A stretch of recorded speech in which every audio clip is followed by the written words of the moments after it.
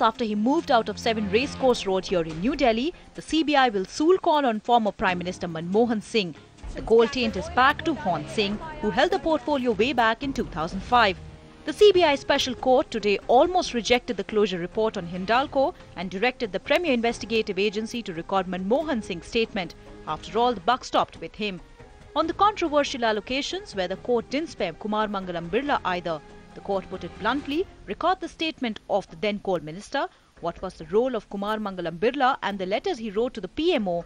Was the government misled by anyone? And how was the decision to allocate coal blocks to Hindalco taken? Clearly, with its order for the CBI to probe again and not willing to take things lying down, the court has spelled bad news for not just the former Prime Minister, but Coal Secretary PC Parakh and Kumar Birla as well. Besides, it raised key questions on credibility of India's most premier investigative agency, which first filed FIR, then retracted and told the courts there wasn't enough evidence to proceed further. A stance that was embarrassingly and staunchly opposed by the special prosecutor in the case. Top sources in CBI say that along with the former Prime Minister, his advisory TK Nair and his personal secretary BVR Subramaniam will be examined.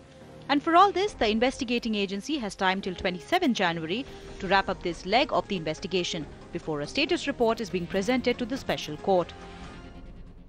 Coal taints everything that touches it.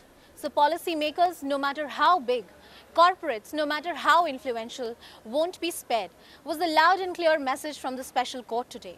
However, the big question facing the court today is, where would it draw the line between genuine policy making, robust efforts and perpetrated scams? Anusha Soni, ET Now, New Delhi.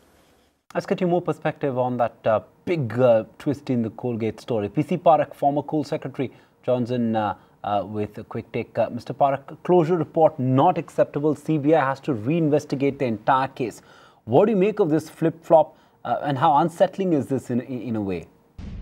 Well, I don't think court has said that report is not acceptable and it should be reinvestigated. What all court said is that it has not given a final call on whether closure report should be accepted or it should proceed further. Court feels that there are certain gaps in the investigation and therefore it has directed CBI to further investigate by taking a statement from the former coal minister and former Prime Minister.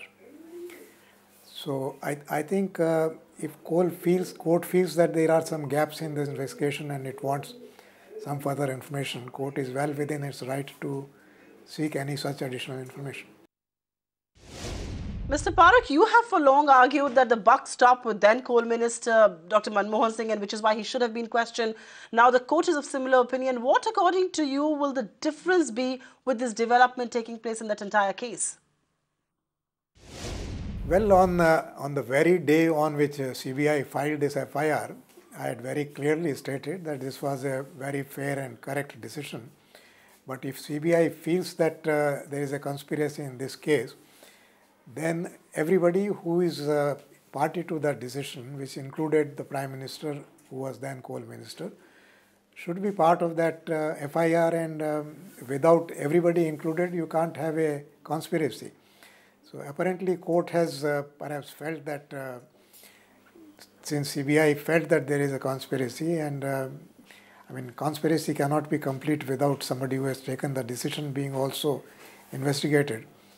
And therefore, court has asked CBI to record statement of the then Prime Minister, who was then Coal Minister. That's a fair point indeed, and which is exactly what my question is, that how do you believe a statement being recorded by Dr. Manmohan Singh is going to change the course of this probe? Well, I personally don't think it makes a very significant change into what has been done so far. But since he was the final decision maker, I think to that extent court is entitled to, or has thought it necessary, that his statement should be recorded.